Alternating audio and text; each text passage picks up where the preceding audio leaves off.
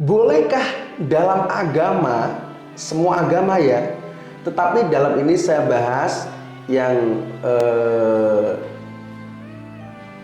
90% berkaitan dengan hukum agama Islam. Memang ada banyak pendapat kalau menggunakan azimat dalam agama khususnya Islam itu haram atau dosa besar. Tetapi ada yang mengatakan menggunakan azimat dalam agama Islam itu ada yang membolehkan. Oke. Yang menjadikan menggunakan azimat itu dosa besar atau tidak boleh adalah karena banyak orang yang mendatangi dukun-dukun palsu atau paranormal yang tidak mengetahui tentang bagaimana menggunakan azimat itu yang boleh. Artinya mereka tidak mengedukasi, tidak memberitahu, tidak memberikan kasih paham kepada orang yang hendak memaharkan azimat. Contohnya begini, ada orang yang memang dalam hidupnya itu butuh sugesti spiritual. Dia butuh supaya cepat kaya, supaya dagangannya laris dan lain. Memang pikirannya itu ke dukun atau ke paranormal. Tetapi ketika sampai di sana ke dukun atau paranormal, itu langsung dikasih jimat.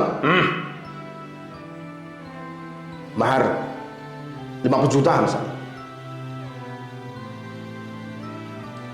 Tidak dikasih paham, langsung dimaharkan, langsung dibawa pulang, syaratnya ini pulang. Nanti klien seperti ini dia akan berpikir kalau yang menjadikan dia berhasil itu adalah lantaran dukun atau paranormal sama azimat itu. Tetapi berbeda kalau ada klien yang mempunyai permasalahan dalam spiritual, misal dia berdagang atau ingin mencari jodoh atau secepatnya ingin bertemu dengan jodoh atau ingin menaklukkan orang lain, target dia.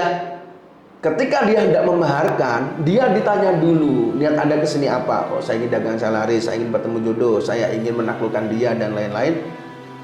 Kemudian dikasih edukasi, ingat ya, benda spiritual ini itu sebagai lantaran. Ya ayyuhalladzina amanu ittaqwa wa badagu ilail wasilah. Ini sebagai wasilah atau lantaran.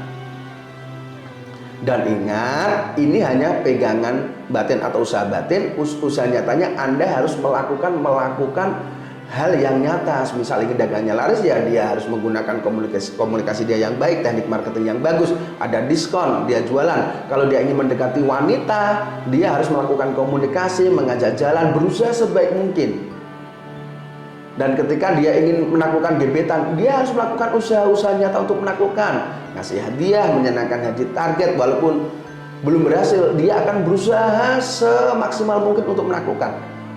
Nah, disitulah peran dukun atau paranormal terjadi haram atau halalnya benda spiritual atau azimat. Nah, jadi dukun atau paranormal yang paham tentang ini akan menerangkan lagi, ini hanya usaha batin, pegangan spiritual. Usaha nyatanya harus tetap jalan. Dan ingat, keberhasilan itu hanya dari Allah Subhanahu wa Ta'ala, berasal dari Tuhan yang Maha Esa. Paham ya maksud saya? Berasal dari Tuhan yang Maha Esa.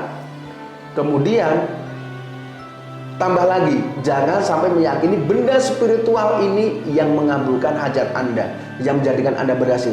Itu salah. Keberhasilan hanya dari Allah Subhanahu wa Ta'ala atau Tuhan yang Maha Esa. Paham ya maksud saya? Kalau Anda di sana menjadi paranormal atau dukun, kasih paham seperti itu.